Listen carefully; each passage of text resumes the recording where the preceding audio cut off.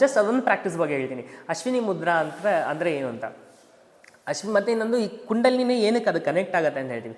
ಅಶ್ವಿನಿ ಅಂತ ಅಂದರೆ ಅಶ್ವ ಅನ್ನೋ ಹೆಸರಿಂದ ತೊಗೊಂಡಿರೋದು. ಅಶ್ವ ನೀವು ಕುದುರೆನೆಲ್ಲ ನೋಡ್ಬೋದು. ಕುದುರೆ ಅದು ಎಷ್ಟು ದೂರ ಬೇಕಂದ್ರೆ ಅದು ಓಡೋ ಕೆಪಾಸಿಟಿ ಇರುತ್ತೆ. ಅದಕ್ಕೆ ಎಷ್ಟೊಂದು ಪ್ರಾಣಿಗಳಲ್ಲಿ ಕುದುರೆನೇ ಚೂಸ್ ಮಾಡಿರೋದು.